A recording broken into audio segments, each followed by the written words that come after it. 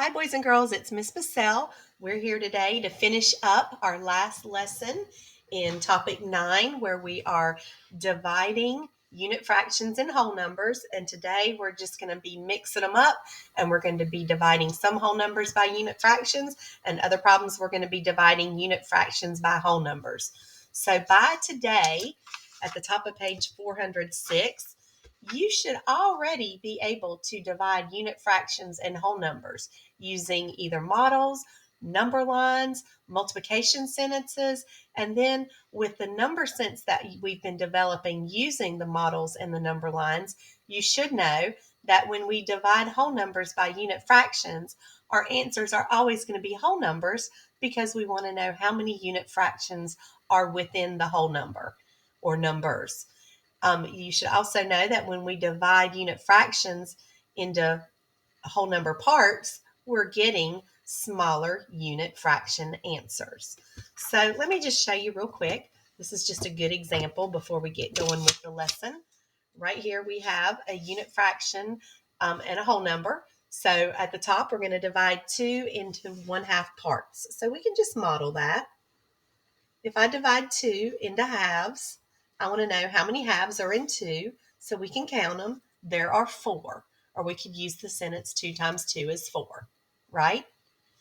Now, changing the dividend and the divisor is going to change our answer. So we have 1/2 that's being divided into 2 equal parts. So if we divide the half into 2 equal parts, we have to divide the other half into 2 equal parts.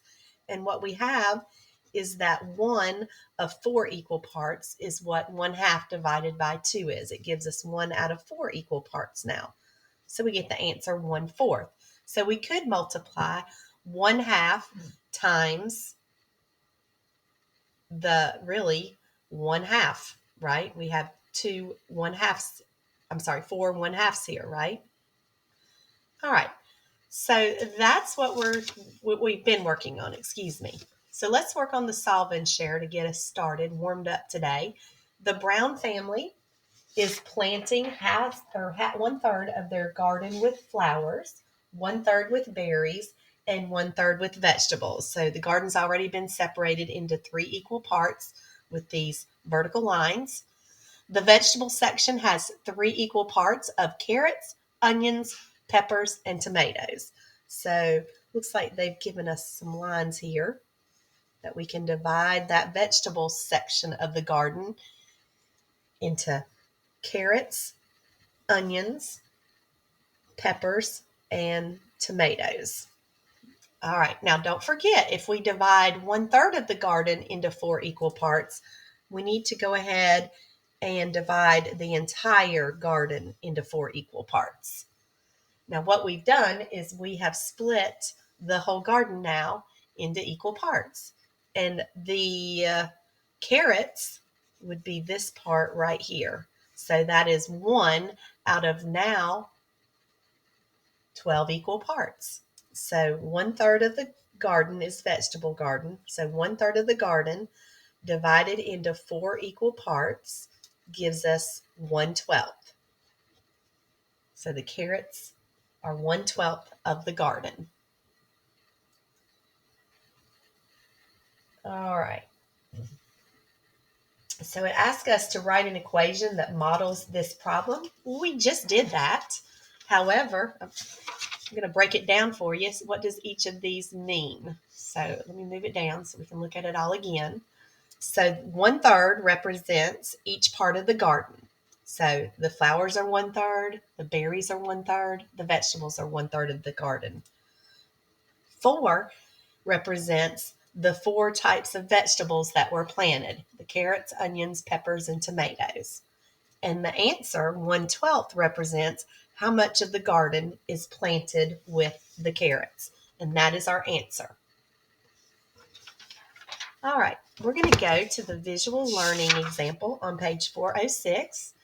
I like it, so again, I'm going to use the video that Pearson published. So give me a second to get to it.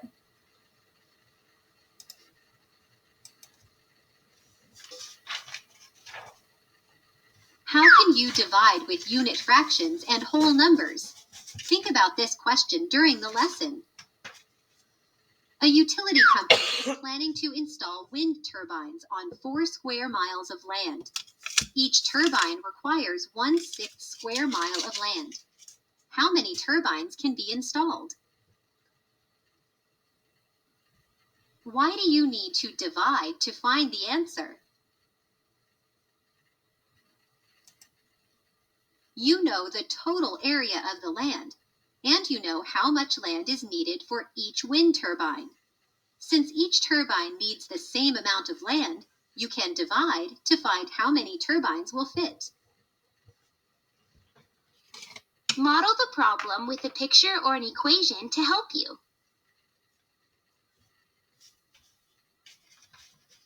One way to find the answer is to use an area model to show 4 square miles. Divide each square mile into 6 equal parts to represent 1/6 square mile. Why is each square mile divided into 6 equal parts? To show sixths, you need to divide each whole into 6 equal parts. There are 4 wholes, so there are 24 parts. So 24 wind turbines will fit on the land.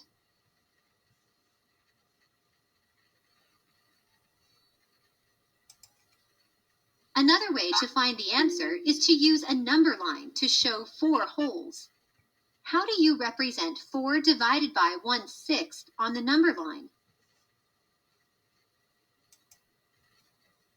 The number line shows 4 square miles, 4 wholes, and each square mile, 1 whole, is divided into 1/6.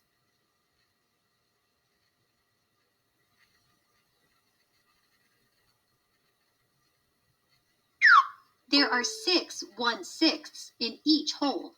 How many 1/6 are in 4 wholes? Select your answer. Hopefully we pick 24 because 6 1/6 in each hole, and we have 4 holes. So 6 times 4 is 24. There are 24 1/6 in 4 holes. So 24 wind turbines will fit on the land.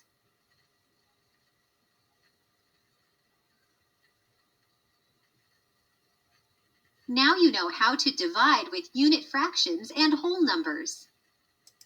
All right, so let's go back to our book. On the bottom of the page, we have a convince me question, page 406, and it tells us to use an area model to find 2 divided by 1/4. So here's an area model here.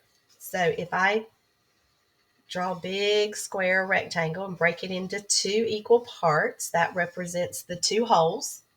And then if I break the 2 into fourths,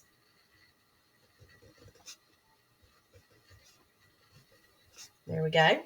So what I have is that each one is now 1 out of 8 equal parts. So I know that 2 divided by 1/4 equals 1/8. So let's go over that again. I made a model that showed 2, and I divided 2 into 4 equal parts because each one would have been 1/4, right? And now that I broke it up, I have 1/8 parts. All right, top of page 407, they give us another example, and they tell us that we can use a number line to find 1/4 divided into 6 equal parts. And if we partition the 1/4 into 6 equal segments, we have to do each of them into 6 equal segments. All right, so each one of these would have 6 equal segments, each of the fourths. So I have 24 equal segments. So each one of them would now be 1 out of 24 equal segments. All right, I can check my answer by making sure that 1/24 multiplied by 6 gives me that 1/4. Okay, just using that inverse operation. All right, do you understand When you divide a whole number by a fraction less than 1, so basically if you divide a whole number by a unit fraction, will the quotient be greater than or less than the whole number? And I hope that you answer that it is always going to be greater than. Because when you divide a whole number by a unit fraction, you're really answering how many of the unit fractions are in the whole. And that's a counting number, which will be greater than 1. All right, number 2, a square mile, or I'm sorry, 4 square miles of land is separated into sections that have an area of 1/2 square mile. How many sections are there? So here's 1 square mile being represented in the area model, 2, 3, and 4. So I need to divide each of those into 1/2 square miles.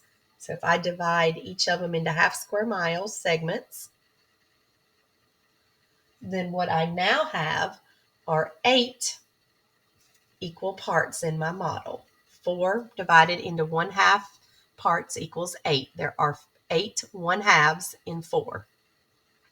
All right, numbers 3 through 6. We're going to find the quotient.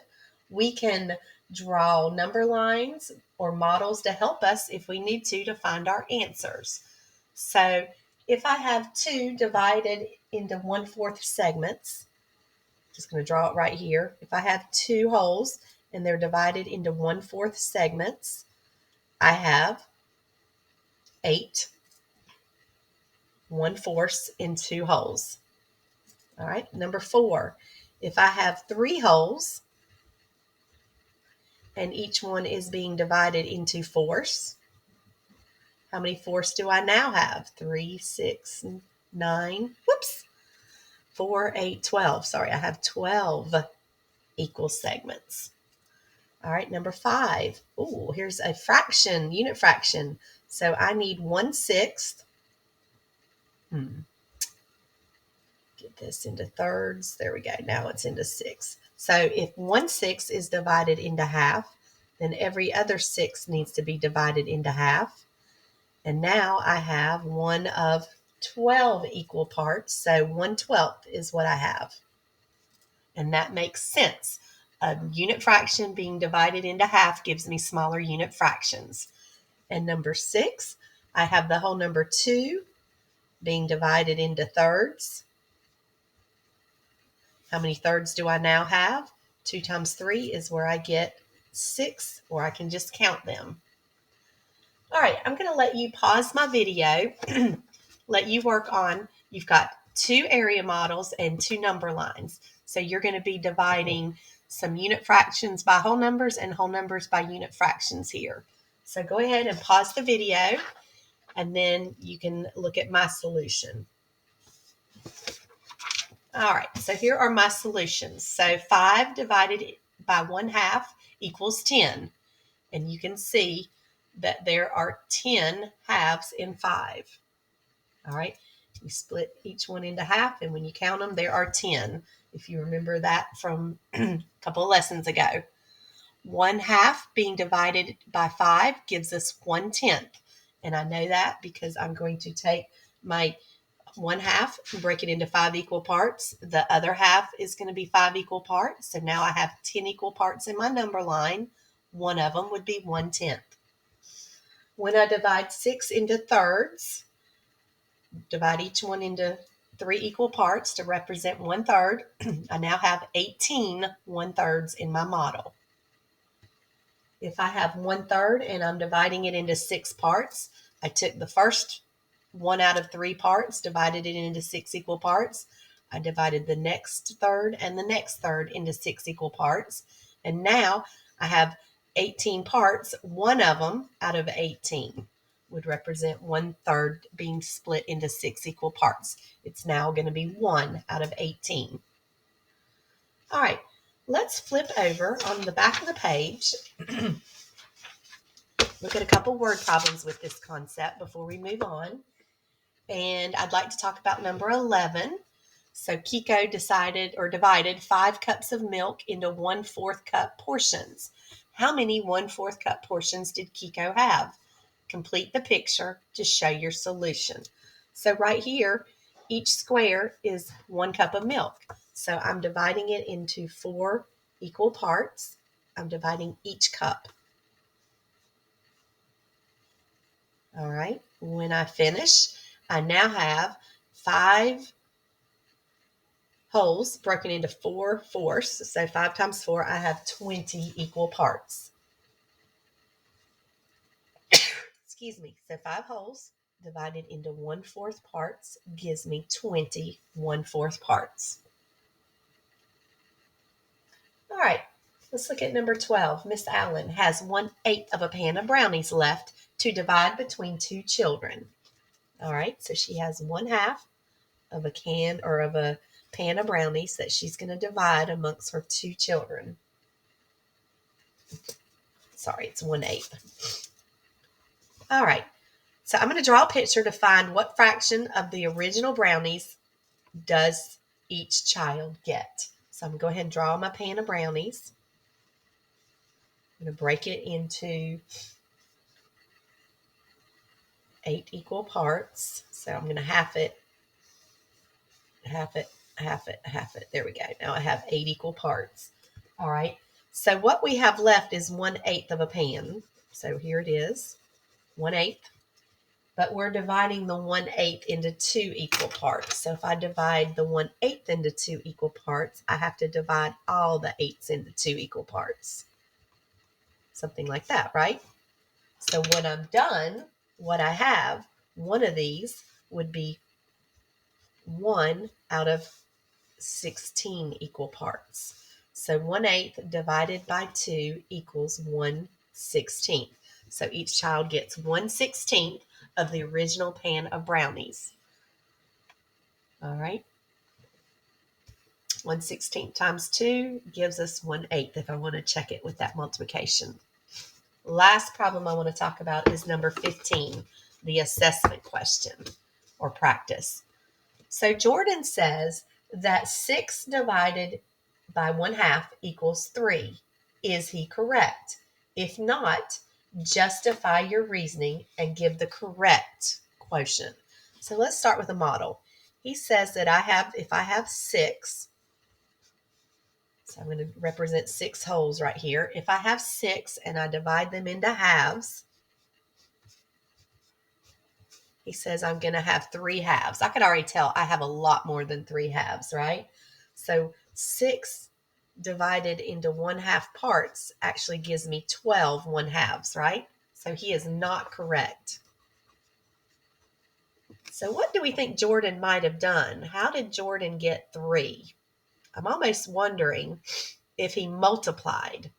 Because remember, if you multiply a whole number by a fraction, you're going to get a number smaller than that whole number, right? Because if you multiplied 6 times 1, it would equal itself. So 6 times 1/2 would be 3, right? Half of 6 is 3. So I think Jordan must have multiplied. That was his error.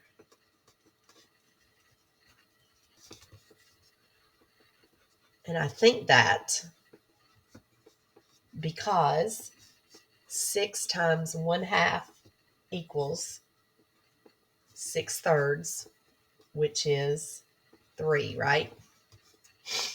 Not 12.